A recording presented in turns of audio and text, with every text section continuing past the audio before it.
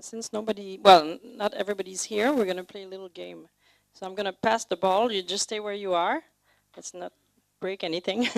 And I want you to name a feeling, but in Tibetan, because we're going to have to get your Tibetan list going also. Okay? So you start. Catch? Oh, okay. This is a way to develop literacy with your students also, which is quite fun.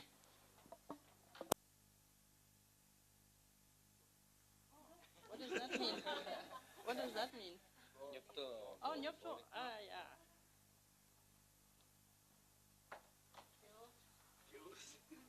That's easy.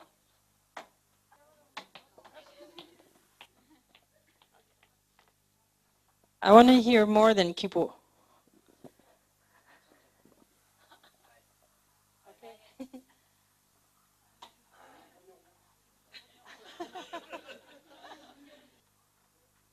Oh, I get it. Now, would lung tsapo count as a feeling? Lung tsapo. Is that a feeling or it's an attribution of? Oh. Who's this for? For you?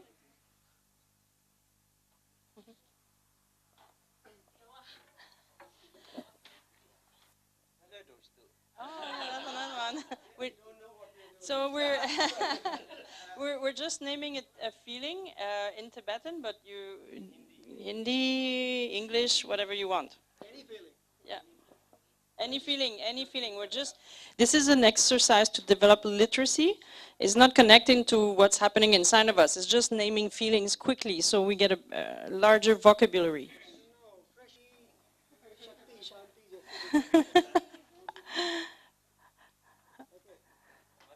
Okay.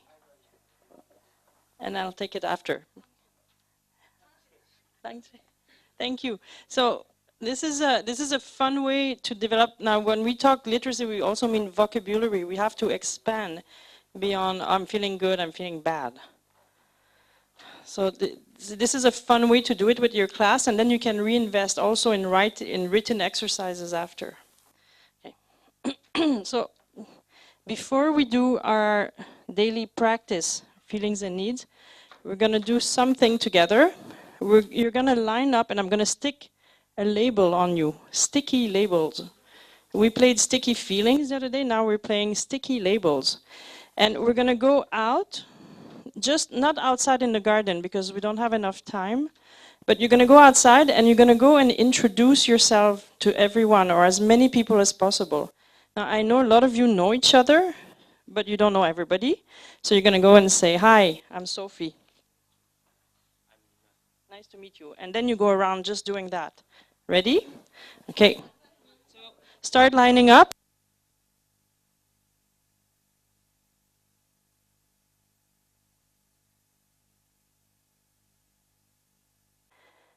To try to take those judgments out of my teaching. Because how many of you remembered people's names very well? Raise your hand if it was easy to remember the name. But who remembers the labels? That's very easy. That's like kind of striking. And that stays. And we can't judge our students and put a label on them. Because eventually they own the label and becomes part of themselves too. So when we do this, we're doing a very poor job as teachers.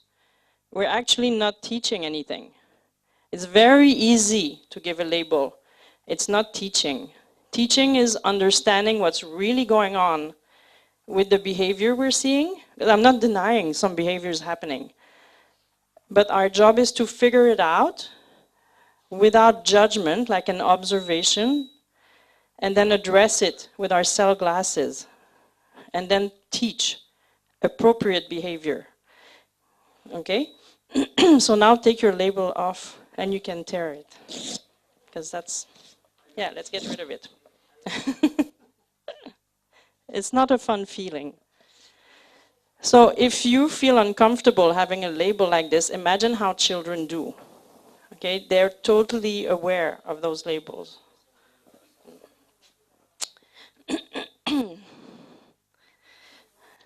So, but it's not that simple to drop our judgments. And nonviolent communication is really what helped me achieve this.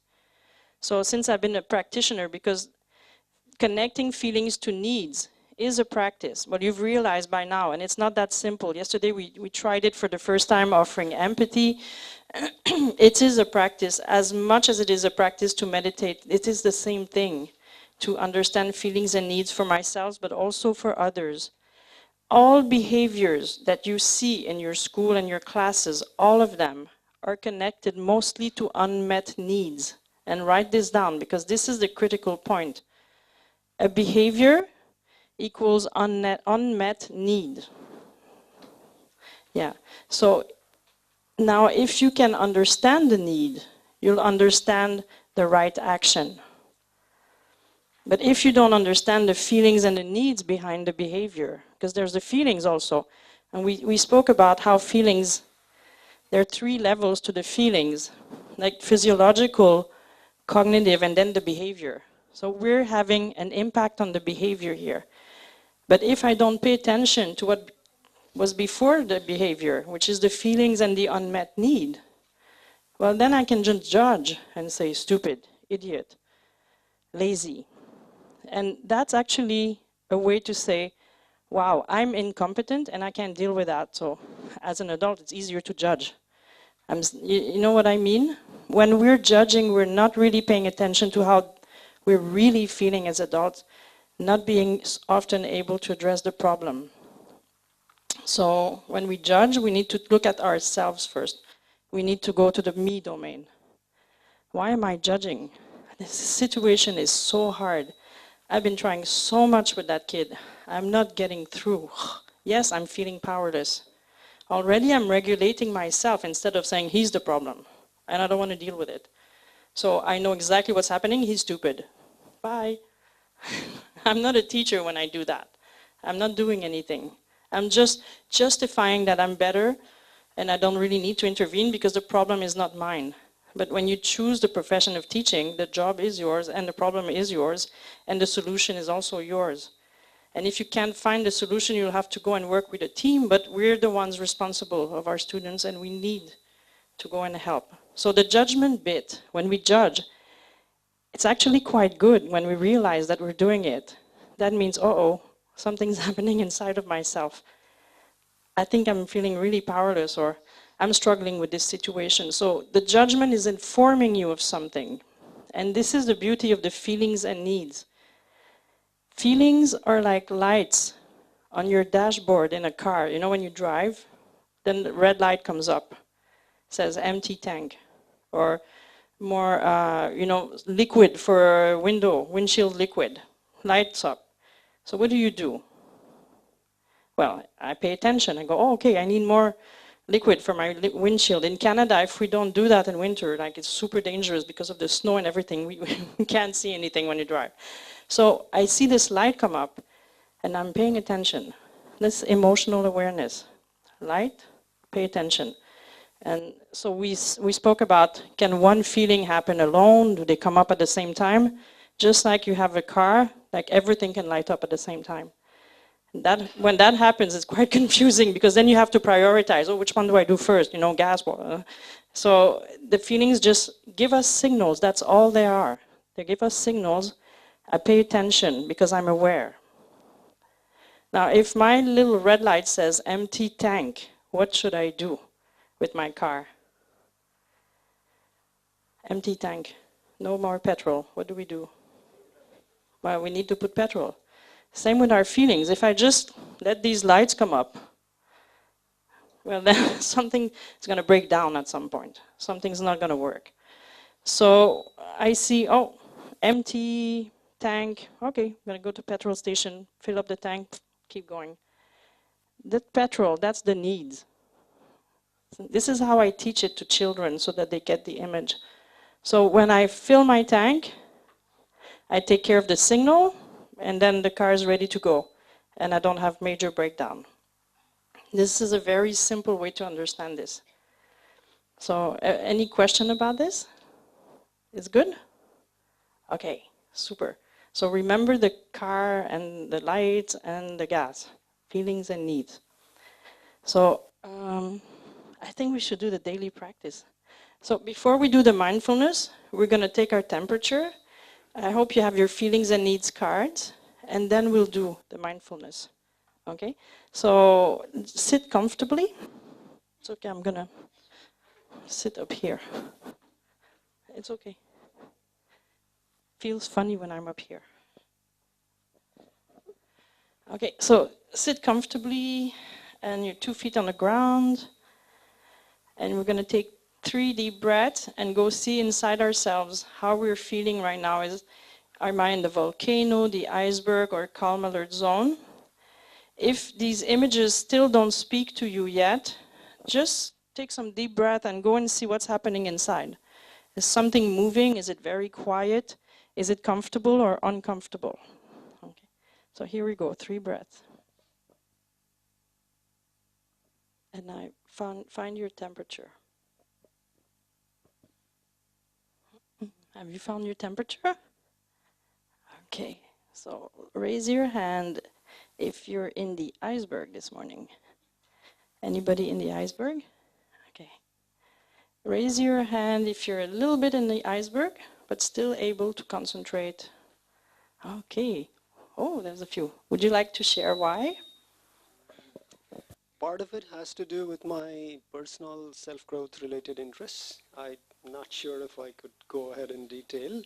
Part of it has to do with my personal self-growth related aims or my own ambitions, and I don't think it could be taken into too much detail, but that is what it is.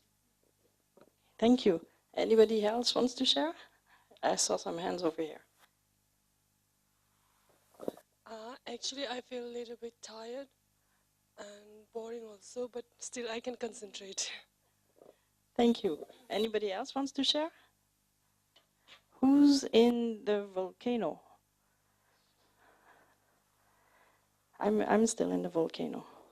So I don't know, I have so many things and I have to slow down because we're doing a lot of stuff in a very short time. So I have to keep reminding myself, okay, we have time, slow down. So that's my volcano. Anybody else? No? Okay, who's a little bit in the volcano but still ready to concentrate? Oh. Again, a little personal, but it has to do with similar time constraints and what I have, in target, in mind, and the time constraints in which it has to be done. So, thank you. Anybody in the calm alert zone? Oh, good. We have 2. So you can help us calm down. Well, we didn't see all the temperatures. There were a lot of hands that I didn't see up. But when I do this exercise with my class, it's a way to test what kind of energy I have in front of me and how I'm going to pay attention to it when I'm teaching. So this is a very useful thing. And students are quite happy to share. And it's not nothing personal, like most of the time it's about what's happening. Oh, it was so much fun last night, but I went to bed too late, so I'm so tired today. So you're going to get informations like this. You also get information like, I'm feeling really sad. I had a huge fight with my best friend and I don't know what to do. So some children don't want to share. That's absolutely fine. But when children don't want to share, I always go say, are you okay? And do you want to talk to me after class? Or should I come and see you at recess? Just to make sure. If they say, no, it's fine. Okay. So we also want them to become autonomous in asking help and getting it, but making sure they know it's available. So now take your feelings and needs card. So connect it to your temperature, put your feelings and needs down. See how you're feeling and what your needs are right now.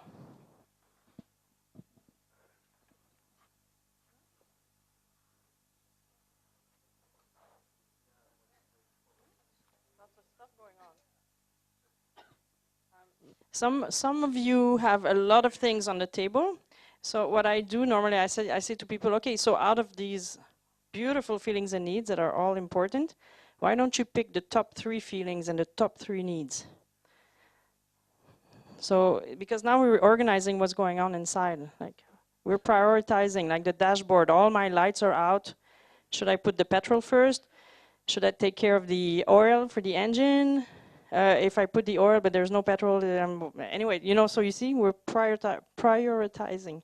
So I'm thinking in French again this morning. So when I see like some situation that I would think would be maybe worrying, I would again ask the student, do you want to talk later on today? And we haven't spoken about the need for safety. We're going to do that today. So you bear with me with this one.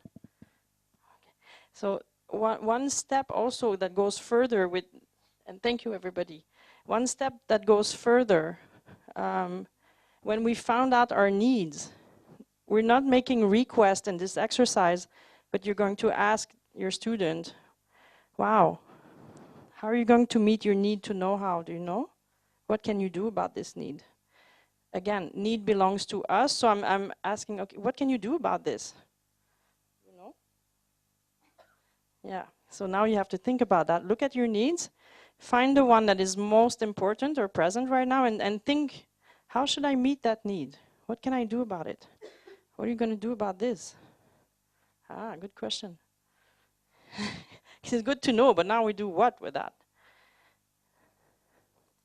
Maybe you need to talk to you or someone. So now, feelings, needs, and then the strategy to meet the need. What's my strategy? And this goes also into the intervention at school with your students. I see this kid is angry.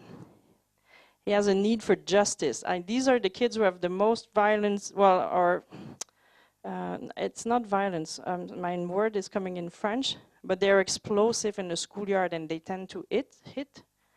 They get into fights, and often these kids have a super deep need for justice. But the way they're meeting the need for justice by hitting their friends because you cheated, and maybe it's true the friend cheated, but this is not good. The way they meet the need is a bad strategy. So now I understand and I focus with the student on the right strategy, the right action. So how can we meet your need for justice without having a bad strategy? Maybe we should make the rules of the game clear again to all the team.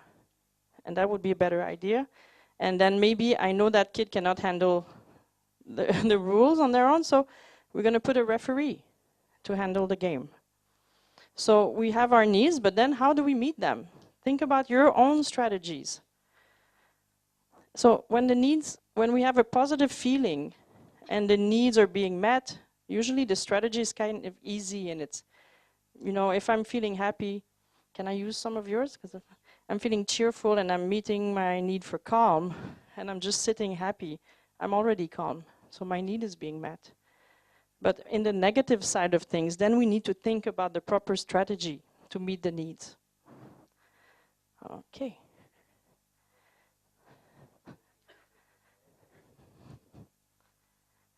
So, any questions about this? Yeah. Yeah. To satisfy the needs in good direction. So I think it's actually easy if we think it normally, like we will opt for good solution. But is there any special technique like which you can teach us? Yeah, in a properly. Sometimes like in a situation when a small kid is being bullied by an elder, so they come to us with crying. So at that time, he only wants someone to hit that elder student. If we hit him, then his needs is being satisfied.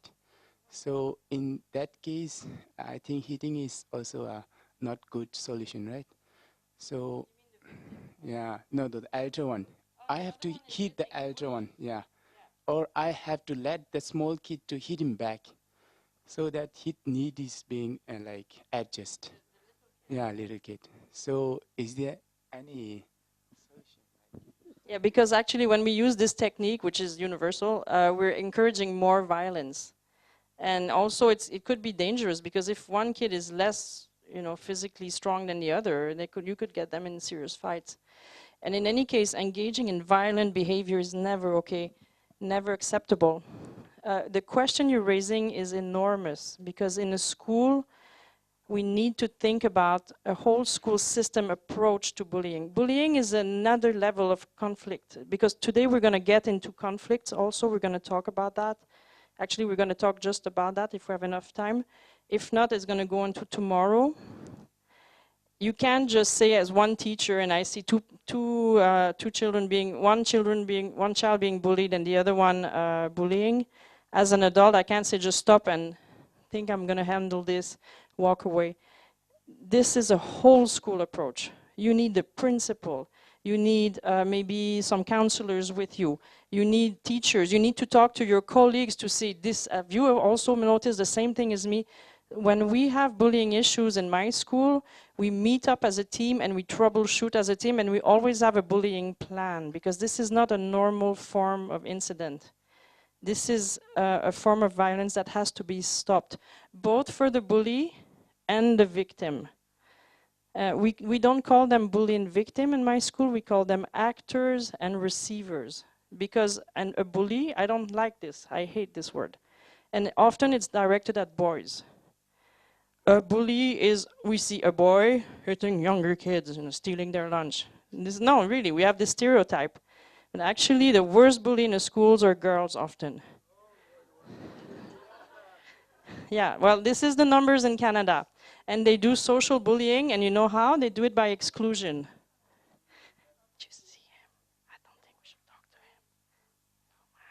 to him. No, we do things like this. Have you seen this in the schools? Yes. So this is a form of social exclusion. It inflicts pain, and it's done in the same manner as bullying. And the girls are much better than boys at that. So, and boys actually, this is the statistics coming from the scientists. The real bully, okay, that we see in the news and in our minds, one boy that hits the younger boy and steals his thing, that's about 5% of the real incidents in your school.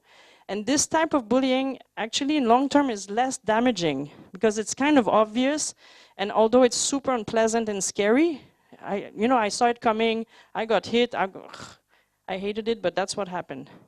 This kind of stuff, maybe we should be friends with him, but let's not be sure.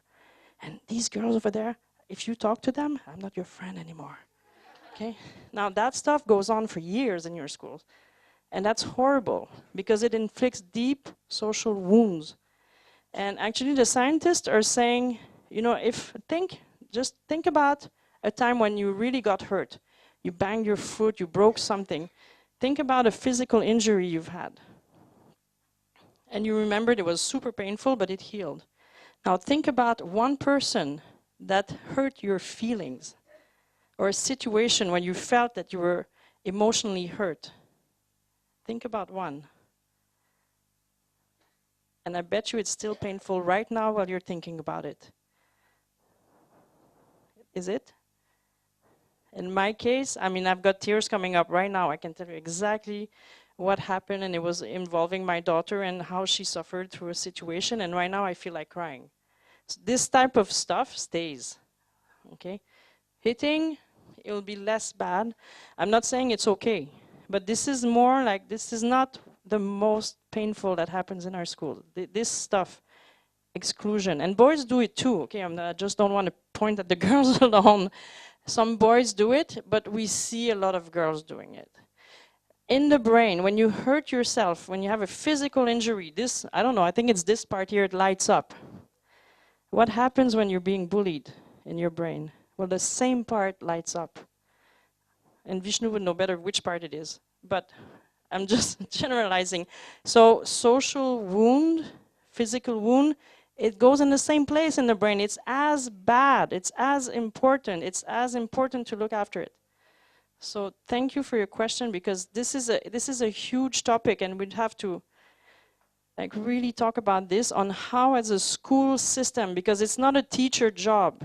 Because teachers, you're going to get overwhelmed and you will have zero impact. You can have a short-term lived impact. But if we don't think about this as adults all together, in a school, we have zero impact, or it's very minimal. Yeah. You wanted to add something? No? Or?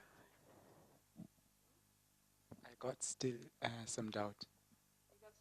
Yeah. Actually, I'm expecting a solution from SCL regard reacting to the immediate action.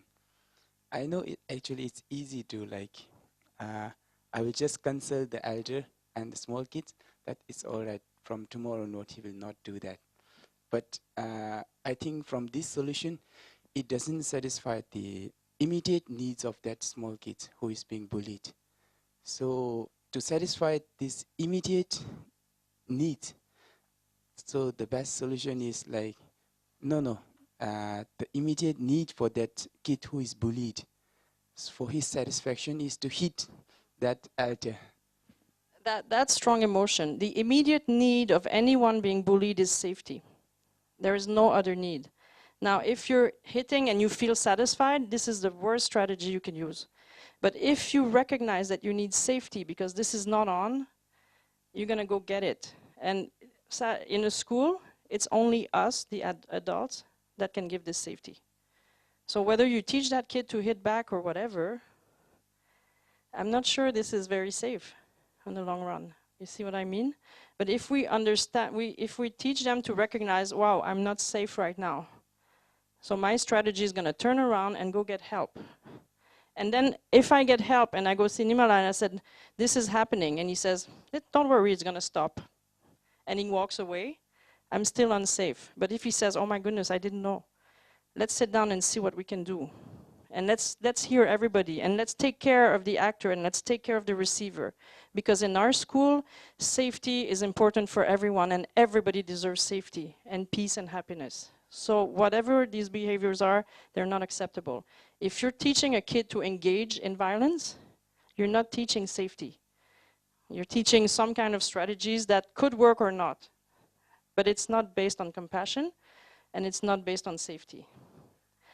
And I know it's hard because it's super frustrating, and yes, you want to hit back. But if in our school we know that we're supporting, and the kids know, okay, and this is the safety net of a school.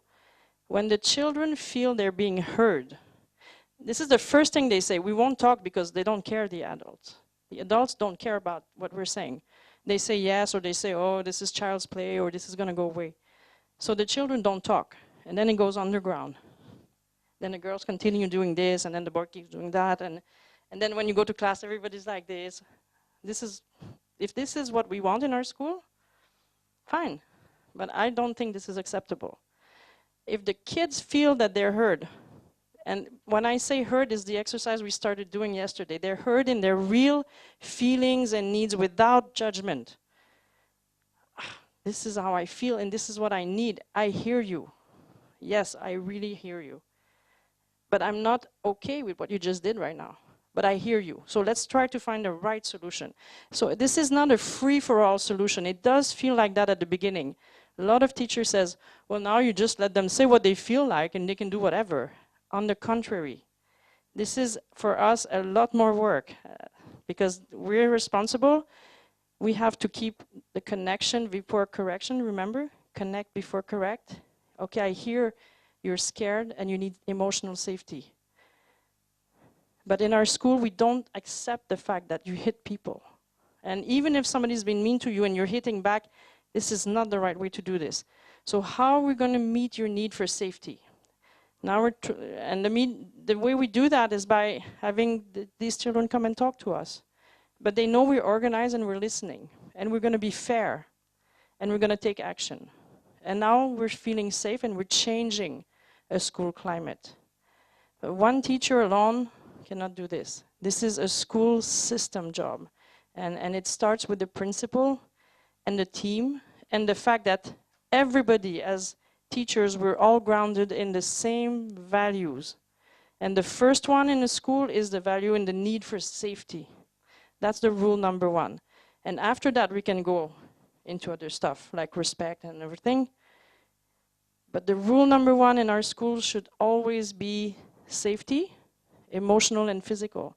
And that's totally aligned with an educational purpose too. Because when our brains are not safe, well, guess what? You think they're like this? They're like this. And these kids are not learning anything.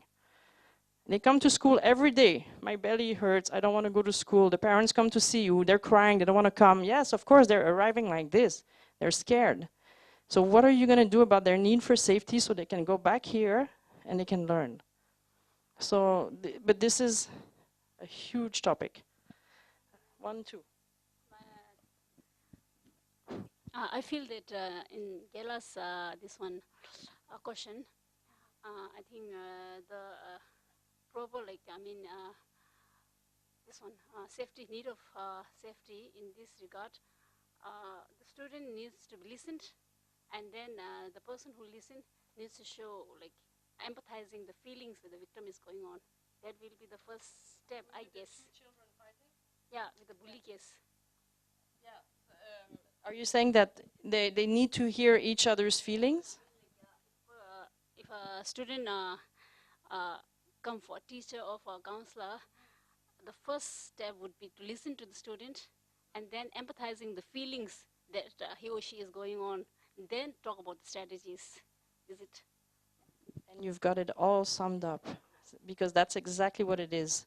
You need to give empathy. Well, first, like, let's say we're going through a real situation. First would be regulation. You know, that child comes like crying and in a right state. Regulate, empathize, strategize. Regulate, empathize, strategize. RES. Hey, that's good. I found RES, RES. So let's remember this. RES. 1, 2. I don't. You kept repeating that judgment is something very bad. We should know judgment. And before judging somebody, you should know the need of that person. Is there a big difference between judgment and observation? If there is no difference between these two, without judging a particular student, then how it's possible for you to know the weakness and the better side, or the areas where we should help him in a particular way? That's a super good question. Judgments, like, it's part of human life. I'm going to say, wow, my friend was so silly today. Or that child was really funny today, or whatever. When we're observing, we take this out so we can have a clear understanding. When you're judging by saying this kid is lazy, what does that give you? But when I say, let's say I think this kid is lazy, and I go, that kid is lazy. Why? I'm looking at my cell model. Yeah, okay, so, yeah, first of all, I know that kid does not have very good self-awareness. This feelings and needs things, it's always a problem. And regulation also is super important, and it's not a problem. I mean, it is a problem. That kid, whenever we do the relaxation exercise or something, always trouble. So I'm putting my cell glasses on. Maybe the fact that he's not engaging in the learning is connected to this. So now I'm going to think, okay, how can I help develop more self-awareness and more regulation for that kid? And actually, laziness, this is a word that is forbidden in North America. No one in the school will ever say a kid is lazy. Ever, ever. It's finished. We're not allowed. Because laziness doesn't say anything. But if I understand not engaging in the learning, not participating, not doing the homework, these are observation. See, what does laziness give me right now? Not much. But if I go, no homework, 10 times this week, no participation, no raising the hand in the class, now I'm observing facts, and they will direct my action to help improve and find strategies. Does that make sense? So judgment and observation are completely different? Okay. I know, this is in your brain going, I'm doing some brain gym, like, yeah. Because I'm not saying judgments, well, I find them bad. And for me, judgments don't work anymore. I'm done with them. I have 360 kids. I work with around 1,000 kids a year, and there's zero judgment. I never ever have to judge a child anymore. This is fantastic. That has made me so happy as a teacher. I'm like free of this, because I don't see lazy, dumb, annoying. I see, oh, problem with self-awareness and regulation. I got a trick for him. Oh, problems with relationship skills. Social awareness. I know what I'm going to do with her. Oh, this group of kids never work well together. I know what I'm going to do in the us domain. So I'm done with the judgment. That was done like 10 years ago. It was great. And now I can do real work. So the day I left go to judgment, I started working. So, and I know it's difficult because this is a new thing. But judgments, well, if you're saying, oh, I'm so proud of these kids, in that sense, yes, now we're bringing in positive. But the judgments I'm talking about are the ones that are hurting, that stick to you and are not constructive in terms of helping you find solution. So they're not helpful as for a teacher anyways, I find. So this is like a bit of brain gym. Changing, that's why I call them glasses. You're putting a new pair of glasses on, really. And at first glasses are like, oh my goodness, I don't like it, it's too heavy, I don't. You'll feel that. But it's a new pair of glasses, and if you give them a chance, you're going to see things that can help you and make your life easier also. And the students. Okay, thank you. I've got actually two things to ask you. The first one is you had been working in the Western society as well as in Ladakh. It's very similar to the Tibetan society. So what do you feel about the term punishment? Punishment. So I just want to know, this word doesn't suit in this new era, punishment. So what is your thought, what is your feeling about the punishment? So you might have heard about the punishment, if not in the West, at least in the Ladakh you might have heard and seen about the punishment. This is one thing. And the second one is, you being an educator, do you feel that such type of workshop or the idea of social emotional learning is not just needed for a group of teachers like us? Don't you think that it is needed for the whole teaching staff? All the people who are involved in the growth of the children. So what do you feel? Just giving a workshop for a few people, but then if we share this to the other, we will be the second person. And do you see some sort of a possibility to bring such changes in the whole Tibetan society, especially for those who are teaching in the younger children? It's more needed. Thank you. You have such wonderful questions, everyone. And you know what?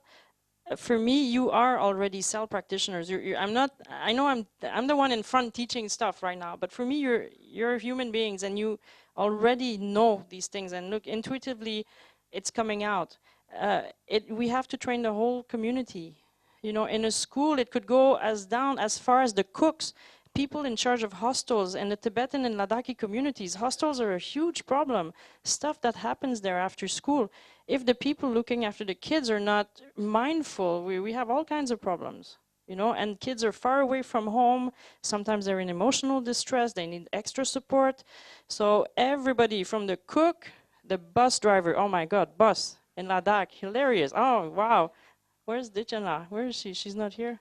Who's from Ladakh? Yeah. Okay, well, I don't know about... Okay. So the bus, we're all piled up together. We're going home. And stuff happens in the bus, and there's poor drivers stuck in front. And we need to talk to the driver so that sometimes they have to talk to the kids. We need to talk to everyone. And then we go further. We need to talk to parents to explain what we're trying to do with the kids also and what we're doing in our school communities. So it's everybody, really. And we're talking about human qualities here. So training and maybe it's not training, but it's informing and it's explaining to the whole community. So that's super important. Now, the second question, that's my favorite topic ever. Yeah, punitive discipline and physical punishment. Wow, that's a huge thing. And in India, I know that by law now this is forbidden. And still traditionally speaking, a lot of parents hit. It's a bit like France. In France, parents hit their kids. In North America, nobody touches anyone. And so this is done. But my parents, when they were going to school, they were hit, and quite badly too. So it's normal, we're here, but it has to change. And my first response to the teacher is always this: don't change, don't stop everything yet until you understand what you have to replace this with. Because kids need discipline, yes. And we don't talk about discipline anymore, we talk about learning opportunities. So every misbehavior has to be taught, switched around, and we teach the positive behavior. Okay, so a bad behavior, if I say no, no, no, stop, stop, stop, don't, I haven't educated my students into what I want to see. It's a bit like the request we saw yesterday. Remember the request? Super easy to say, I don't want you to do that. Don't run in the corridor. Stop throwing food. That's super easy. I'm not teaching when I'm doing that. I'm just saying, stop something. Don't throw food. You know what? In our school, we don't really accept this. You know, food is rare, it's precious. Many people don't have any. So, you know what? If you're not hungry, why don't you stop eating and I'll keep your lunch. If you're hungry a little bit later, I'll give you 5 minutes, you can finish it. So I'm finding a positive solution to change and modify a behavior. And I'm offering the student opportunities to make healthy decisions. That's what we're replacing discipline and punishment with. And that does not happen overnight. So I know His Holiness said that this has to stop. Corporal punishment has to stop. And in some schools they stop, you know, on Monday. And then they say, well, the kids are going crazy. Of course, because we let go. You know, again, I have a French word. Encadrement is boundaries. So we replace punishment with boundaries. But I'm the guardian. As the teacher, I'm the guardian of the boundary. So throwing food, not acceptable. Hating people, not acceptable. So I have boundaries, and inside those boundaries, I'm going to give the positive example of what I want to see. And in the school, instead of looking at everybody that does things wrong, I'm going to look at everybody that does things right. And I'm going to praise them. Oh, that was so nice. You're so good with your friends. Good job. And so I'm trying to switch from the negative side of things to encourage all the positive, so the other students will want to join in. But this idea of no, no, no, the kids are very smart and they just get better and better at not showing you the bad behaviors as they grow up. And the other thing is then when you hit someone, well, first of all, I've said it, you're not teaching anything, but they don't get motivated to learn anything either. It's just going to be, ugh. But if you say, you know what, this was such a terrible situation. Yes, you made a huge mistake, but you have your place in our school, and I know you can do better, and I'm here to help. That kid's going to go, oh, okay, I'm going to try to do better. But if I say, you're expelled, this is bad, one more time, you're out. You know? So it's not going to be really a comfortable experience. I'm not saying it's comfortable. Discipline, the way I give my boundaries to my kid could be very uncomfortable, but it's always connect before correct. I maintain the relationship, and then I bring in the correction by saying this behavior is not on, this is what we want to see, and then we go into strategies together. And then I do a follow-up in the next few days. You know what, I'm not far. So in Ladakh we had quite a serious incident last summer, and one of the boys, a 10th grader, was about to be expelled for this. And I'm like, no, as a kid, you know, we can turn this around, wait.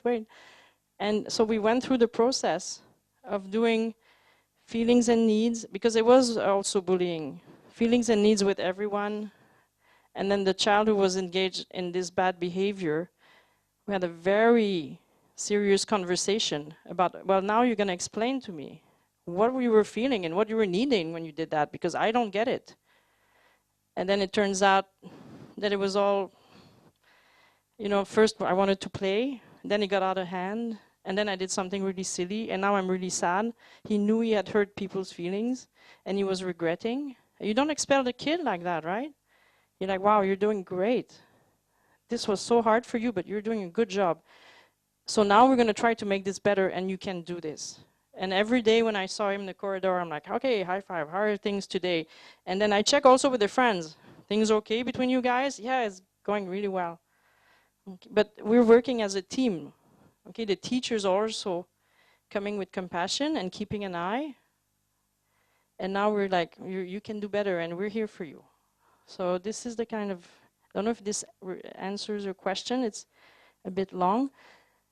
But we have to come from this angle. And it's not a general, you can free-for-all approach where we're going to nicely talk about our feelings and our needs. And, oh, you know, you're in math, and let's say you're doing energy shifting, and you're in math, and the kid goes, well, I'm happy and I need to play. Oh, stop math, go out and play. No. It's like, oh, great. You're in a playful mood. Recess is in 1 hour. We can do this. And then you can go out. So this is how we use this material to bring towards positive discipline. And now the discipline, if I can call it like that, happens in the relationship. And because kids don't want to lose relationship. You know, we talked about attachment and the fact that as human beings, we are geared towards attaching to others, not the Buddhist sense of negative attachment. Okay, this is attachment from a Western psychology perspective. Kids love to please us. They like when we're engaged with them. They're going to seek your attention. We keep this healthy relationship. And the relationship and the correction happens at this level. So it's not hitting or expelling. It's okay? My goodness, we're supposed to do mindfulness, and we're One of the common problem among Tibetan students is that many of their parents are in abroad, and they do get a lot of money at the same times because they do have lots of money because the parents are sending back, the dollars or whatever it may be, and these are indirectly, in fact, affecting the students and giving some sort of encouragement that they don't have to study right now because as sooner or later they will be moving abroad. And such type of students, they don't care at all whatever we say or talk or advise them. They always keep saying that they will never study really in a sensible ways. They don't care the exams because that thought is always in their mind that they are moving abroad. So again, I think we can base this back to our needs and our core values. When we teach children at school, we want them to succeed, and also we want them to furnish a strong effort, you know, joyful effort if we can. And if this is the school value, and you keep reinforcing with the students that, look, you know, we're working with these values, and also reinforce with the parents, saying, I know they're far, but they have to be on board with you. That this is what we're trying to achieve. This makes things a little bit easier. Okay, so now your job gets harder because you become a parent. And what do you think you need as a parent with your kids if you want to motivate? So now in that sense, we're absolutely at the same place, because I have the same problem in my schools. Same thing. A little different with different situation, but same thing. What can save us, I think, you know, is the types of relationship we build with the students, and they trust us, and they want to, I wouldn't say please in a narcissistic sense, but they want to achieve something because we believe in them, and we know that it's important, and they know that we care. And now they'll get engaged. Because imagine, put yourself in the shoe of that kid. Mom and dad are somewhere in the States. Your family's somewhere else. You're in school. You have a relationship. You know your teachers. But you don't have this care that a parent can give you every day. So it's kind of, you get lost, right? So in that sense, your job gets harder because your relationship has to be even more powerful with that child. And I'm not saying like buddy-buddy friends. But they really need to know you're connected, that they're heard, that they're seen, that they matter. So these needs are gone because the parents are not there. So now the school will have to, well, the teachers with your big, big hearts. We'll have to provide for that and keep this in mind. That this is some part of the way you're teaching, that you need to understand a strong relationship. So, because when you're seen and when you're heard and when you matter, you want to achieve also. But if nobody cares about you, you think you care? You don't care about you. I think these kids are saying, well, I don't even care because who cares? And I got money, so. So, but you have to go, no, I see so much potential in you. Like you can do so well. You are doing amazing. So let's do this together. We're here to help. So you need to give this kind of support and attachment in a way, relationship. Yeah? Vishnu, and then we do mindfulness? This has to do with, I'm sorry, this has to do with the question that was about punishment, if you were saying, and one of the questions that directly came with that was related with bullying, that some student might have the urge to hit out. So what to do with that? And if you don't address that urge, then it might stay as an unfulfilled desire, and that might weaken them. That's a cultural thing. So we often see that in parenting in the culture, that elder sibling hits, so the parents come, they first diffuse the fight and then allow the younger one to hit back a little bit. It's not really hitting, but just removing the need. That's something. What can be done to release, and there are certain children who are restless, who have more energy. They need ventilation and release of their energy throughout the day. For them, you can set them aside. You can't let that happen in front of the class. You can set them aside. There is something by the name of a sandbox we might be having in schools. That's, say, something of the size of this table. Yes, you can go inside, kick in, for a child, not like they can go kick in. So what you see is those children who are energetic but angry with negative emotion. They first go around just making a mess of the sand. But slowly from that loose, raw activity, we encourage them to make more planned activity with the sand. So they start making outlines, shapes, they play there, they become creative. So not only does it ventilate their inner energy, which is stored as an aggressive urge, that is let out, but it completely transforms after 2-3 months of guided play there with the sand. So if you can have these kind of, say, avenues where they can release, they can channel that energy in a creative way, wonderful. Thank you so much for that. Yeah, that's really good. Yeah, because, and if you do this, in our classes we have sensory boxes, we call them sensory boxes, where we can go crazy with all kinds of things. And then you connect it to this. You'll see these kids transform so fast, because they will know they're in the volcano, and then, okay, just go and hit whatever, or play with whatever, or and then after that, slowly, are you back to calm alert? Well done, good job. Can you tell me how you were feeling and what you were needing right just now? Because I didn't really get it. And then you lead them towards, again, more literacy. So this releasing of energy is actually quite important, especially for the little ones. Little ones are like, okay, so having said that, I think we have to do our little bit of mindfulness practice. Sorry, it took a little bit longer.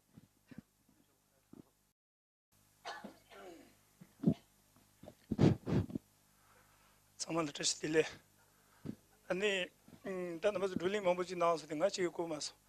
And then you rush Jigla, Gigin number you, and the Poo number some Yachi. Then you got a hog of Gin number 16 to it. Poo some Yachi. I Yachi and the Kari Jedi down there and degree. And the Jedi died you are. All the thousand and degree. Either of the old Angu you are. Jing soon.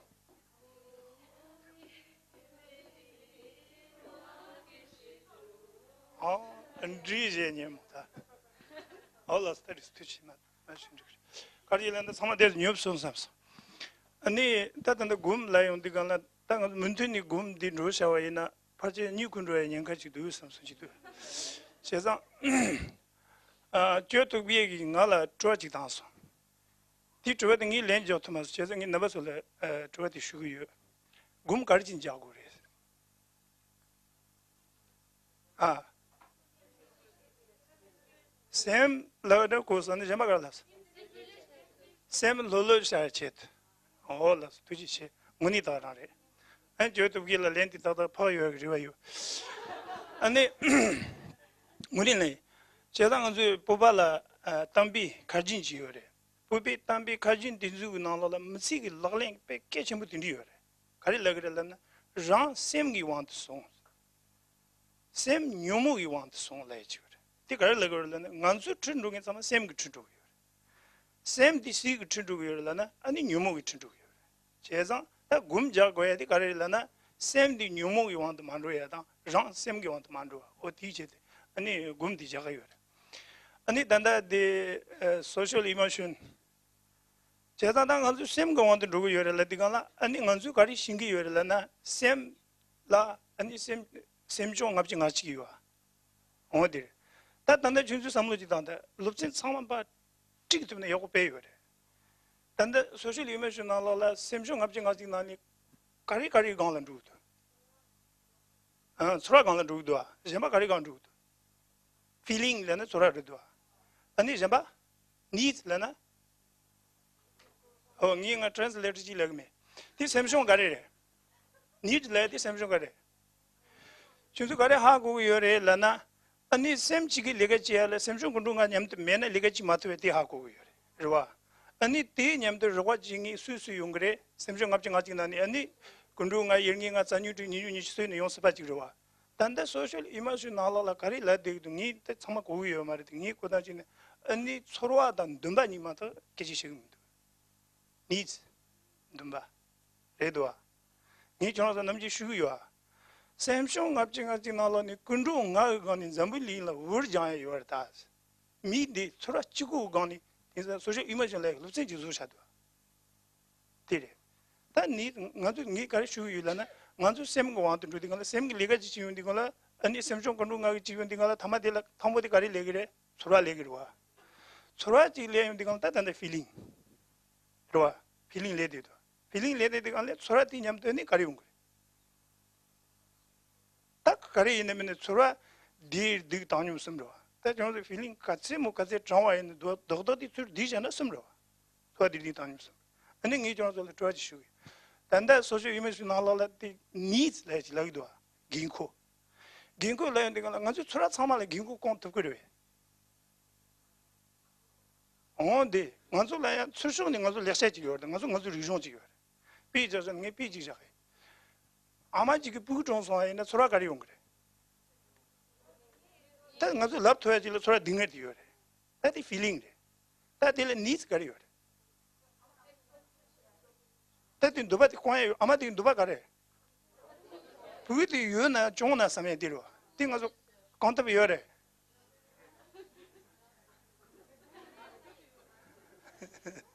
레레 다 간지 가리 니 가리 쉰도 좀라나 니 가리 슈기 요라나 넘버솔라 아니 간수기 수라 릭치디 코랑은 도바 가야 그 sabla 코랑 메바조에 삼당 요래 비저서나 아마디 부기 좀 강가체디 가나 가서 가리 송 요래라나 아니 가디 주스면은 딜라무가 시펜스 두지 삼로디 가리 펜도 거라나 소라 코랑 문이 소화된 가서 넘바칭이 소화지래도 feeling 코랑 파 삼마 조셔나 강가디 용고 말어 그래 말해 딘디지 제상이 가리시고는 단디 미름 모랑 롭센디 간주 롭센단 저가 쉬우지 유대기도 아니 니 가리시고일라나 나바주디 몬트레 끼침부 쉬우래 파서디다 소소더니 몬트와이나 아니 칼라디 데브주 하고는 아니 칼라심부 용도와 어디지 제 니티지 쉬니 줬어 어디지 아니 가산 파 페니 하나씩 금장에 가세요 하나씩 드말란 좀 금지하시 언니 제마세요 야 데 랍샤와데 디니 페주탄이마다 파 페주탄 디니 메와 디니 마르다 마치 파 페주탄 거래 내 말에 올라서 드리지래 아니 단다 소셜 이미션디 만수 그 롭센디는 저 슈지 용되기도 아니 넘어서 니 탱쿠 쉬고요 가지 일어났다 디 social image on goni jugu part the same shoe ni ganglare to da. Chuding ilen you. And then hapching us in ni len jugu kaze. You share go your Tanda you share yam chijure do. Ah.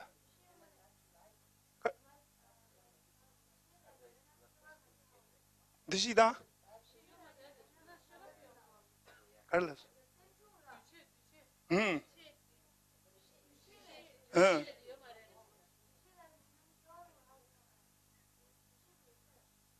dilag me.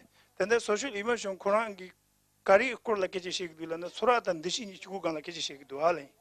How well Kanunga go to Mata Kotan Korayoma. Kanunga Yamuchin any Haku. Demare. And then Anzu the Tatan doesn't draw a pedu. Anzu the Surat is Shikim Shake, Jim Zagari, Jim Sen New Year, to be Sawadan Jambagare. Kuri Judah to be Sawa in that Surati Pombonga on Lox Jara Lagia. On the that and the social image on Koraja thing in some Surarido. The other Anzu to be Sawa and Kuri Jula do let it, Jim City do. On the industry, just on losing into the Tankushu. Social immersion Lana, Tangazu the Lupsenti and the rush you to the Dictna.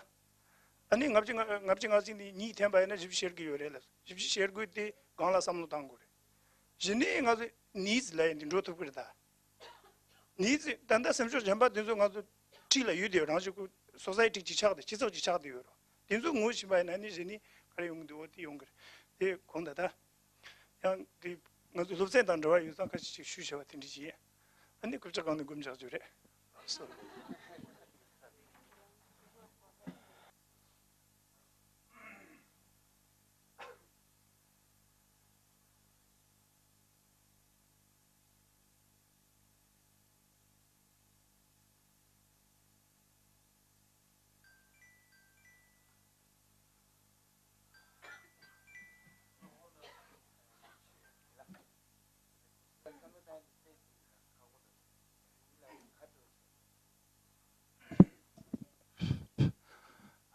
The Gelato the kitchen buri in a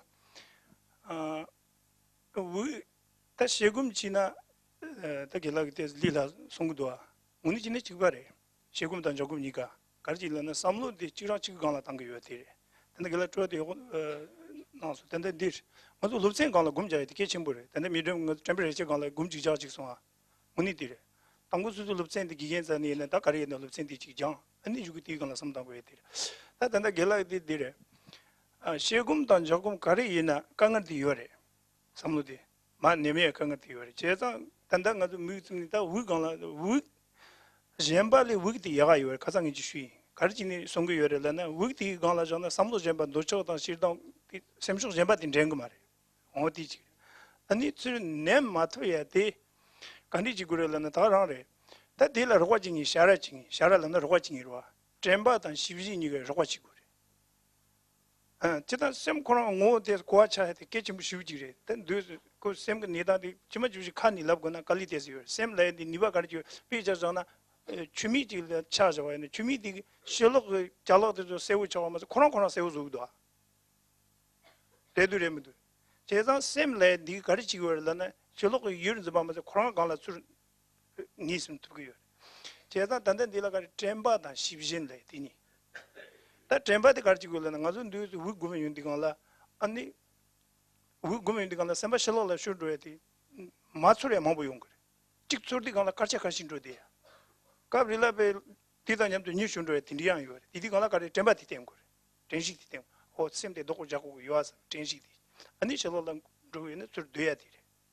다 우건 삼루 지랑 지간라 니 트베 삼동 거 얘네 깔리 빼요래.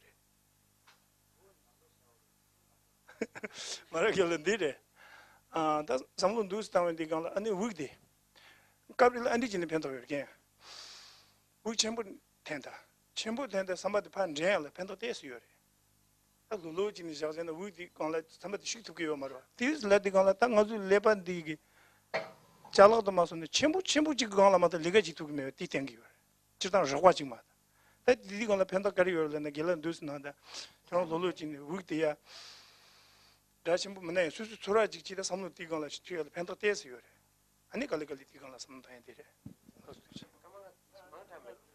제가 디디레 딱 나랑 냠뇽도 라나 문두 그러면 메나 나도 이나 셈 바비야라 그러면 같이 구두 니들은 군 럭도 셈 솔라 밥치 럭도 바비야 코로나 그러면 같이 구두 문이래 안지니 지 바비인데 갈라지니 다 우간라 삼로지 동아이나 다 nga줄라 그러면 나디 다 퍼치 나랑도 이나 때 디기도 유저지 아니 디 나라라 데레 단다 우기야마 팅 둔둔 실래지와 티케침보레 둔 나라라 실로 마슈니 같이 지투도 다다 당고서 칼리페요레 다 그러면 나라라 팅 지나다 배 약슈레 퍼슈 슈두도 알았어 납치 다디 통도아 다디라 토나치야다 우라 토나치야니 다디라 토나치야티스 릴라루치 통도 가즈나 나고서 라 개구지 고야면다 엄디 직부만도 개구지 고민다 알았어 거기 갑사네 수수 레바나 주두다 디 다디 레바나 주두다 템바나라 주두도아 다디 수수 레바나 데데 갑사 티 카땡게 수수 셈바디 다디다 냠데 데데요 땡겨라길라 아니 셈바지길라 당기디 길라 트와단사 조금다 제금다 지도아 쯤쯤 엔디지나 디그러니 나 니도 트로아도 갈지도 남나 쯤쯤 조금 디스 릴라도 도 삼도 디딘바 간스나 단다 룽구메티 수수 셈바티 아니 조금 트르기 와라 다 교파 드라이어 마르다스 조금데 저 데다 냠데 데고르달랍지 콜라페 사슴로 소지 저 데슬로 로쇼 마르랍지 저 우다 냠데 데고르랍지 까샤요라 다베데 까가 탑시당겨라 양 쇼르웨나 왜 람파조도 수쇼랍지 양 우다 냠데 데지요라 제금데 랑 잠그르비스타네 konsajodo 임비나 konsajodo 아주 보발라 같이 깨침보레 떼직보고 깨침보레스 보밀라 깨침보레스 가르치 깨침보레람나 떼 김세대 삼노다 아니 칸디 깨침보레랍지 대파 대샤단지 줘요라 제바지지 줘요라 따띠 잠그르비스타로 곰데데는다 아직 아주 보발라 깨침보레스 가르치 깨침보레람나네 비 공로 주축네 고르페 겐시 등겐 시제네 엔디지로아스 아니 디제네 칼레 엔디 망보테로알랍지 대간장 아주 제바지 급상 아주 삼로데 까가요 말왕아주 삼로데 란조 파주네 대간장 제바지 쇼알랍지 셈바딜라티스 라와요 주로지도아 온데레 데마 다소겔라 타겔라 트와담디 디레 자디 요고디 손네 테다나 지당아도 가리라게 요rel나 아니 따단다 기 곰디 셈 로라 파요 지구 인상 아니 신이게 믹테라 가리네 용 쳐라 인지문이 야가직단 들이치고 고고 말해 아니 단다 우 자야디 가르친다네 코란 우티 가나 섬다네 디다냠도 셈쇼 젬바 도적다 디 레그 말해라 비저서나 단다 가두디 두룬도 틴디 동도아 다 겔라 드라디 소나 드라디 녀무 슈지나 디냠도 도적래요 냥카페요 그래서 하고도 디 소라 디와 레그로 드라디 레온디 냠 소라 디와 레그로 소라 디와 레온디 근데 디 가린 된 그래 도적 낸 거로 데레 디비스 인디가 아니 단다 디 우자디 짐지 디디 라기요 샤칭니 샤칭니 고가리는 만데 총 나와 루시 파치 자세는 그요 어디 또 샘디가 무예티로 당이 딘디지 슈트고요 아니 니니 단다 게행기 조금 더 세금니기 조금 디 릴라레 송디 다디 나라 삼지네 디 가고 인지레 삼기도 디 나라 삼지 가지 일어나 단다 세금 지원디가 겔라 삼루지 단다 세금이 꿈둥 그다지 그지 루지디라 삼루지 단디가 디다냠들 하도 삼단다 꿈둥 루지디 삼단디 디다냠들 나라 망이 로 마부지 레그레 말아 나라 망이 마부지 레그로 이 삼단데 부길라 지 루디야 다 마부지 레그로 디 삼마 거둠지기요 말아 나라 망이 마부지 레그 다다다 조금 레디가 당아주 상마 가야 삼단기요로 그래서 디가는 디테스 갖고 인지를 삼기도 No, please. Before break, I just want to show you two films that are fun. The first one, how children react to strong emotions, starting this age and even earlier. Strong emotion, something inside. loud language. Psychological experiment. You can take the lid off. Is there something in there? There's a green cone. You want to put it back inside of the box? And put the lid back on the box? And close it up? Can I see that? Thank you. Let's see what else we have.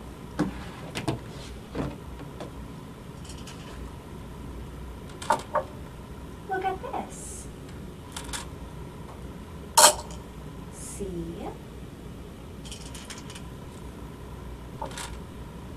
Look at this. There.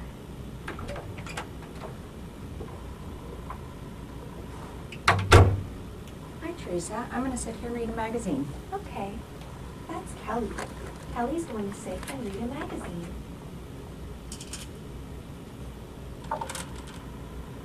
Kelly, look at this.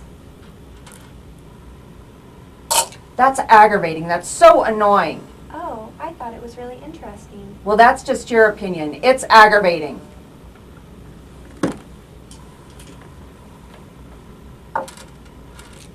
Here.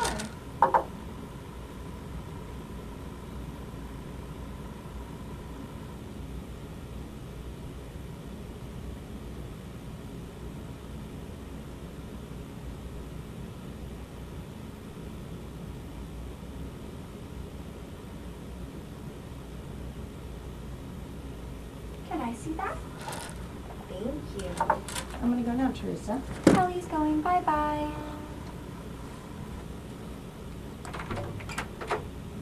Kelly went bye-bye.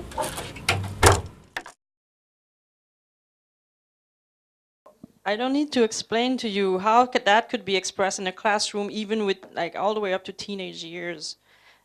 Well, teenagers are their brain is way more developed, and they can self-regulate and disconnect from what's going on. Well, that's actually what you don't want this to happen. You don't want them to disconnect from the learning. So when this type of strong language or emotion, it has an impact on the brain, and we react to it starting at a very young age. So this is the first video, and the last one is a very silly one, but I thought it was so cute. I wanted to show you. Do you have Sesame Street in India?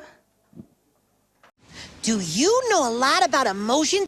So this is Sesame Street. It's a children's program. It was started in the 1970s. This is, I think it exists in India, right, Vishnu? You've seen it. This is the longest child program that has ever been done. It's in many countries, and what you need to know is that these crazy puppets are actually, every time there's a small bit on the screen, there's a team of neuroscientists, psychologists, educators behind this, and every little section has been designed to achieve something, and they're really geared now towards social emotional learning. And this one is really cute, so I want you to have a look. So this is, again, emotional literacy, naming your feelings. Emotions and feelings? Great! Then you're ready to play Name That Emotion! In this game, we have to figure out what feeling our contestants are feeling. Ready to play? Great! Ovejita, Sí. Bring in the first contestant! Muy bien. See who it is. It's a chicken. Oh, she's laughing, Ms. Chicken, can you describe a little bit about how you're feeling? Oh, I'll try, Murray. Well, it's a really good feeling. I laid this egg and I just can't stop smiling. It's a really good feeling, and she can't stop smiling. What feeling is the chicken feeling? Happy? You think the chicken is happy? Let's find out. Miss Chicken, are you happy? Well, as a matter of fact, Murray, I am happy! We did it! We named that emotion! For naming my emotion. Thank you, Miss Chicken. You're welcome. Ready to play some more? This way? Okay. Great! Ovejita, bring in the next contestant! It's a tiger. Seems upset. Let's find out a little about what he's feeling. Mr. Tiger, can you give us a clue into how you're feeling? I dropped my ice cream cone, and I kind of have a yucky feeling. Yucky feeling? And I can't stop crying. Okay, it's a yucky feeling, and he can't stop crying. Do you know how the tiger is feeling? Sad? You think the tiger is sad? Let's find out. Mr. Tiger, are you sad? Yes, I'm sad. Thank you for helping me name my emotion. We did it! We named that emotion! Great job! It's an octopus. The octopus is jumping up and down. Excuse me, Mr. Octopus. Can you give us a little hint into how you're feeling? Oh, sure. Well, tomorrow is my birthday. And I got a really, really good feeling. And I just can't wait for something to happen. It's a really, really good feeling where you can't wait for something to happen. What is the octopus feeling? Excited? You think he's excited? Mr. Octopus, are you excited? That's it! I am excited! We did it! We named that emotion! Thank you, Mr. Octopus. Ready to play again? Overheata! Next contestant! It's a crab. Oh, and it's yelling. Mr. Crab, can you give us a little hint into how you're feeling? Well, Murray, it's not a nice feeling. Somebody knocked over my sandcastle. And it makes my body feel tight, and I just want to scream and yell and stamp my crab claws. Screaming and yelling and stamping crab claws. How is the crab feeling? Angry? Do you think the crab is angry? Mr. Crab, are you angry? I'm angry, Murray. I'm angry. We did it! We named that emotion! Great job! You're really good at this game. Oh dear, oh dear, oh It's a dear, pigeon. oh dear, oh dear, no. She seems like something's wrong. Can you tell us, Miss Pigeon, what are you feeling right now? Well, I'll try, Murray. See, tomorrow I gotta fly south, and I ain't never been there before, see? And I don't know if they're gonna have the bird seed that I like there. Okay. See? And I got this queasy feeling in my tummy. Oh, dear, oh, dear. Oh, Okay, she's got a queasy feeling. She doesn't know how it's gonna go. No, I don't. What do you think the pigeon is feeling? Oh, dear. Do you think she's anxious? Let's find out. Miss Pigeon, are you feeling anxious? That's it, Murray! I'm feeling anxious! Oh, thank you for helping me to name my emotion! We did it! We named that emotion! Thank you, Miss Pigeon! Oh, you're welcome. Come on! Let's keep going! Bring in the next contestant! No, contestant? I'm not playing a game. Seems to be a grouch. Let's see. Mr. Grouch, can you tell us a little bit about how you're feeling? I'm not telling you nothing. Well, don't you want to play our game? No, I don't want to play your game. Seems like he's cranky and a little bit grumpy. How do you think this grouch is feeling? Grouchy? You think the grouch is grouchy? Let's find out. Mr. Grouch, are you grouchy? Of course I'm grouchy. I'm a grouch. We did it! We named that emotion! No! Thank you for playing, Mr. No, Grouch! I didn't play. Great job! I did Keep not play. up the great feelings! No, I didn't play your game. Say hello to Grover's friends! Hi, I'm Bill. I'm tall. Oh, I'm Phil and I'm taller. Okay. So that's a really cute one. I really like it. When I wanted you to see this because I want you as teachers to start thinking, even the students, about how you're going to teach this or how you could teach basic emotional literacy in your classes. This is a game we play, and there's hundreds of ways to play this game. So start thinking about this, because as the week goes along, and next week I'm gonna ask you to actually design cell lessons yourselves. Even if you're not, even if you're a pre-service teacher, I want you to start thinking. Okay, so I think now it's really a good time for break. So maybe 20 minutes, yeah? I had, again, a brief conversation before tea break. Where is this? We had a brief conversation. I'm sorry, what's your name? Because I won't remember everybody. What's your name? Ursel. So I had a conversation with Ursel, and we talked about delaying gratification, which is really something important. Delaying gratification means being able to wait for something and then get it, rather than be very impulsive and throw a tantrum because I want it now. Now we're talking about small child, but in the teenage brain, that could be, you know, grabbing your dad's motorbike and going for a ride if you're not allowed and then having an accident, or like this impulsivity. Anyway, I'll show you a video. Show you, this is called the marshmallow test. It's really cute. It's a terrible thing to do to a child.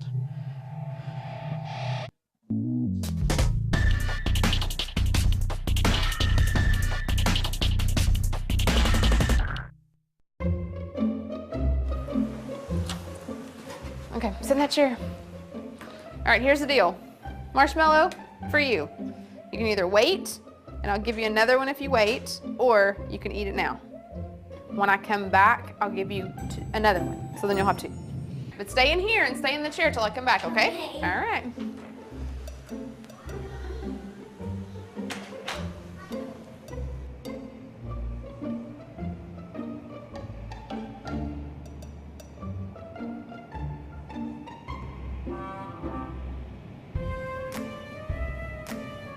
I'm gonna go do something and then I'll come back. It smells yummy. It smells really good.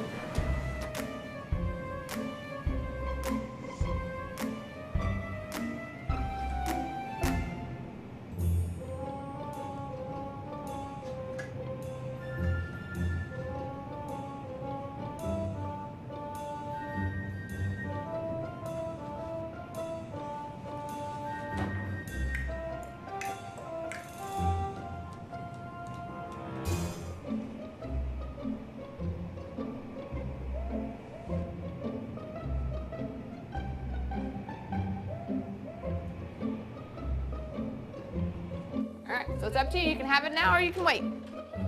Okay?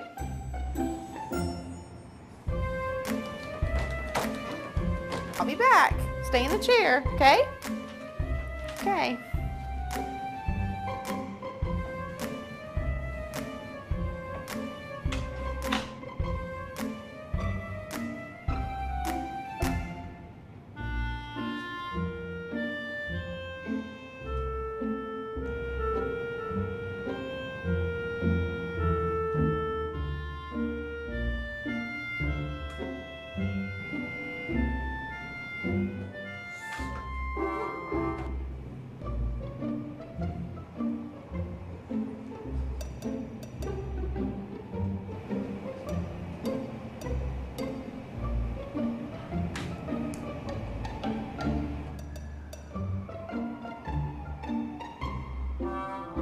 All right, so I'm gonna leave and then I'll come back, okay?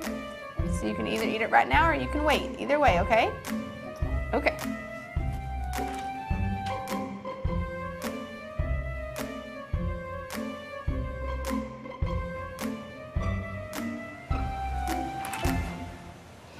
How'd you do? Did you do good? You did? Yeah. You wanted to eat it, didn't you? Yeah. So did I tell you to give you another one? Okay, now you can have both. You need them.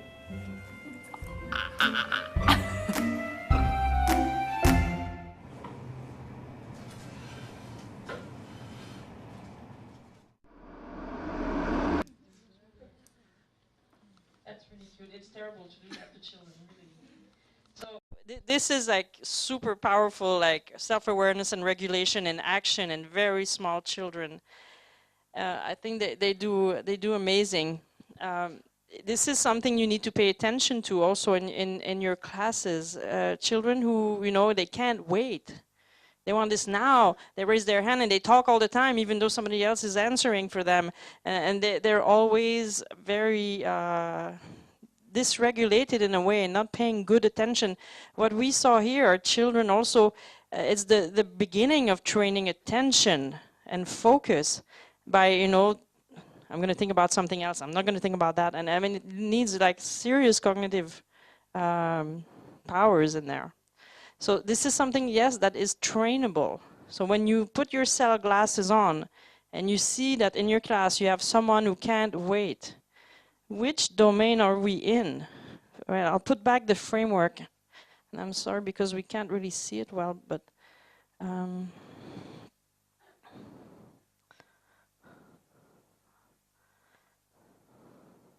so which domain are we talking about?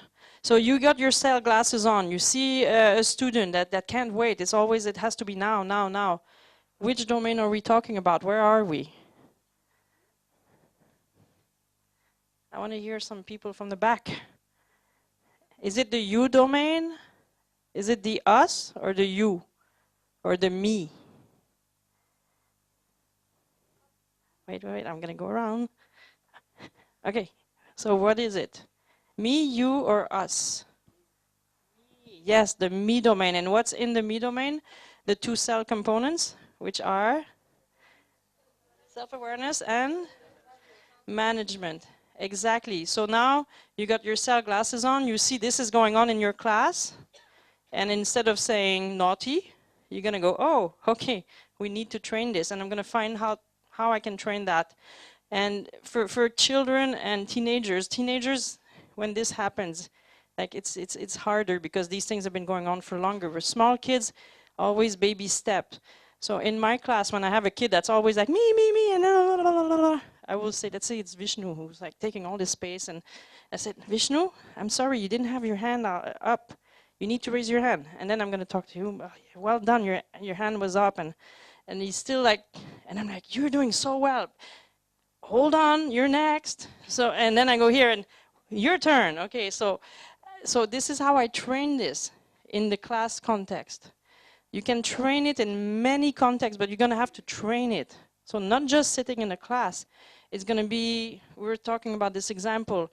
I want to eat now. You're at home, or if you're looking after kids, I don't know how the schools are organized, but you're helping out with lunch or something, and this kid wants to eat now, and it's not the right time. You're not sitting at the table. You're going to say, look, why don't you help me prepare all of this? And then you can eat. Like, it's going to take 30 seconds, don't worry. And then the kid does it, and you go, wow, well done. Why don't you eat now? So you're training, and then you're starting with baby steps, and you're making this longer and longer and longer.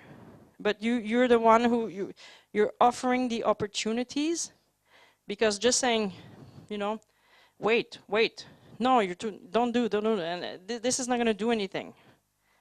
But if you offer the right opportunity for practicing this, then you're training it. And yes, the studies show that kids who delay gratification, who can wait, they do better later in life. There's a slight flaw in this study. And also you shouldn't take, I'm talking a lot about studies. You can't always take them to the word. You know, they're not like 100% true. This is not the ultimate truth. But the flaw in this study is, like, if you have a child from a very underprivileged background that's never had a marshmallow, well, of course, it's going to go probably, or someone who's really hungry, or so there's some situation. In this study, I think the two kids who were eating the marshmallow, they're much younger than the other ones. So I think it's not really fair. But anyway, we know this study helps us, it guides us towards like what we should do with these kids. So this, now, okay, back to where I was wanting to bring you this. We've seen all the film. Yeah, so now I want to practice active listening again. So that means going to fish for people's feelings and needs, okay? So this is your cell glasses in action, but aiming at somebody in front of you. So instead, we're taking away our judgments, and we're going to role play students, teacher situation. Do you know role play? That means we're pretending. So we're going to pair up in teams of two. Somebody pretends to be a teacher. So somebody pretends to be a student. You're going to have to say, I'm 5 years old in kindergarten. And then you imagine, I'm going to pretend that I'm really sad today and I don't want to go to school. So if you're doing this with me and you're the teacher, it's going to go like this. You're going to try to ask me what's going on with me, and you're gonna, like, a bit like the Elmo game, you know, with the puppet. Are you feeling sad? It looks like she's queasy. Are you feeling sad? So you're questioning the person, and there's no right and wrong answer. You just want to understand what's going on for the person. So let's say I'm the 5-year-old, and Nimala, you're trying to see what's going on. Is this working? I'll give you the. So this is offering empathy also. You know, what was it that we did? We had 3 letters that were really cool. R-E-S, did we? When we were talking, what was it? Regulate? I'll write them down because that's really cool.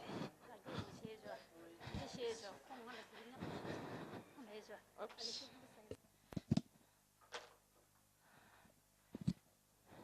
So regulate, empathy or empathize, and strategize. Yeah, that's really cool. I'm bringing this back to Canada with me.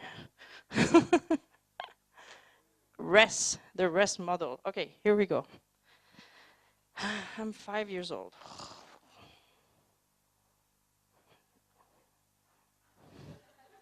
You're my teacher. Okay. Ugh.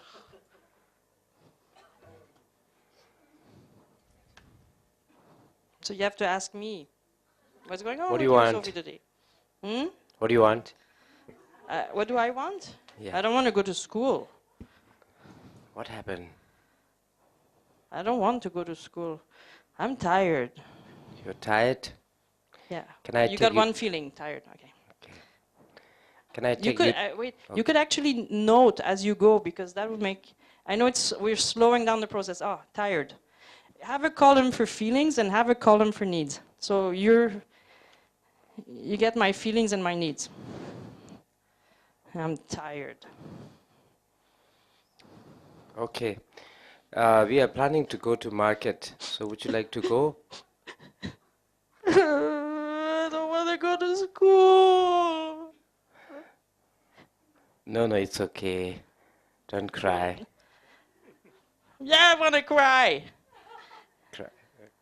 Wait, but you said don't cry. Mm. Are you feeling sad? Ask me my feelings. Are you feeling sad? And you can use the material here. I don't want to go to school. I don't want to go to the market. I'm tired. Nah. Do you need rest? I don't know. So, and your feelings, which feelings did you get so far from me? And I sad. suggest you work with this in front of you because I don't know what's going on for me. So you put it not far so we can both use it. So which feelings did you find inside of me right now? Sad and tired. Did we touch on a need? Rest? Maybe you can write rest with a question mark. I don't know if I want to rest. I just want to go home.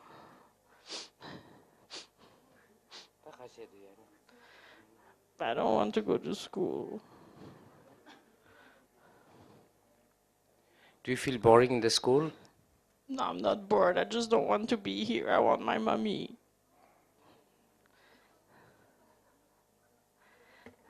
So we're lacking a little bit of needs on the. So then you see, or you can keep going and get more feelings out and then go to the needs, or you can try to match them as you go. But also importantly, you can ask me to look at this myself. We do both, but actually not yet. I want you to practice this, trying to get it out from me. Okay, so I'm not using it. So the person who's role playing will not use this. You're using it. Okay. I want to go home. I want my mommy. I'm tired.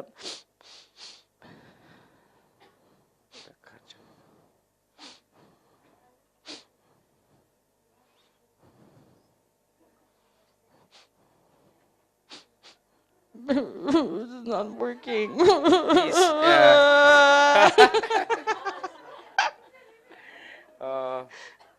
my mommy?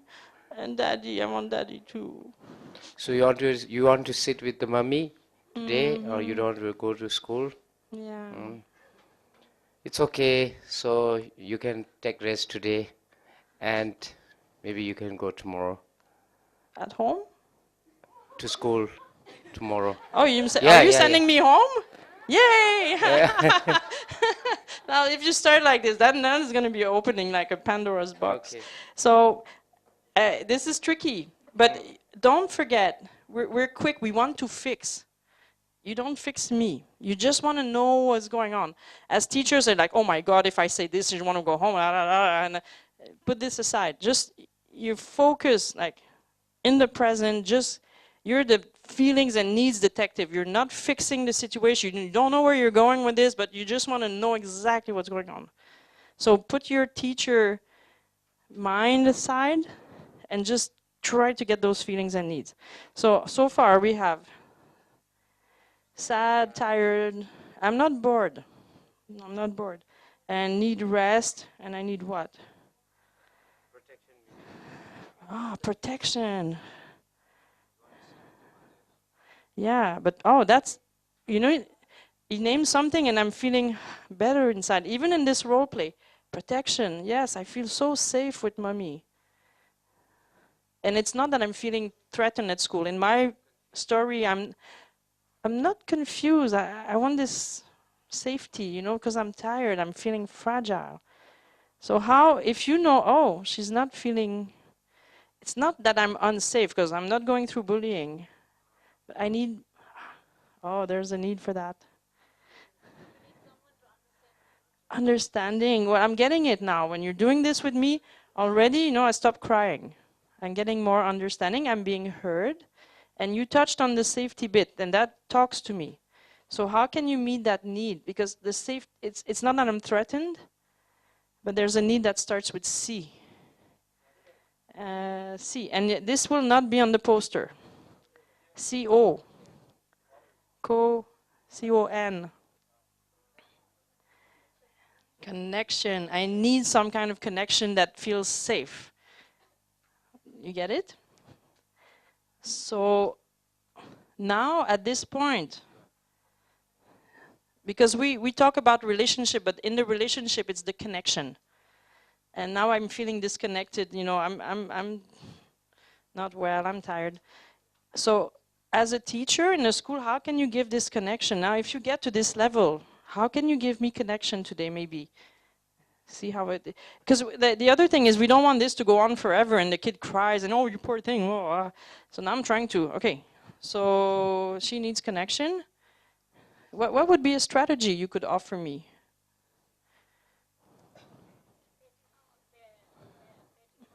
Hmm? Yeah. Yeah. I know you're tired and sad. Well, maybe you don't want to go back to sadness. No, you're tired and you know you need to rest. So how about we do things slowly today?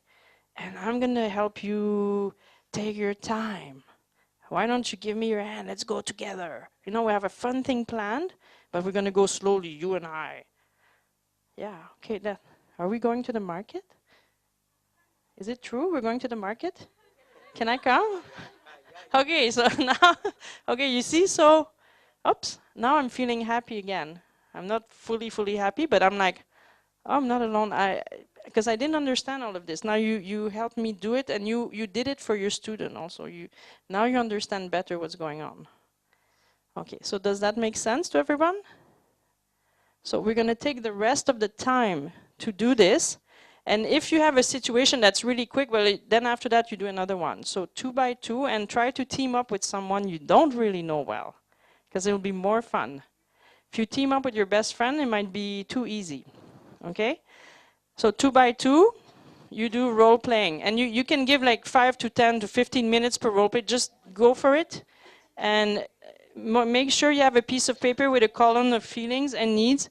Bring your posters, bring your longer lists of feelings and needs, and find a space wherever you want to be, outside, inside. I think it's nice outside. Okay? And I'm going to go walk around. Oh, one thing before you go, and this is really cool. Okay, so in NVC, we're training ourselves not to just, it's hard because now I'm asking you to do many things in one go, but you're not just looking for feelings and needs. When you touch upon the need of the person, you're going to see the person go, that's the regulation. When you said safety, or I was like, even in my role play, I felt it. It's like, yes, I feel so safe at home. So observe, try to observe also the non-verbal communication of the person you're working with. So it's a lot of stuff. Feelings, needs, and what does the body look like? Because this is another form of observation you need to develop. Okay, I've said it all.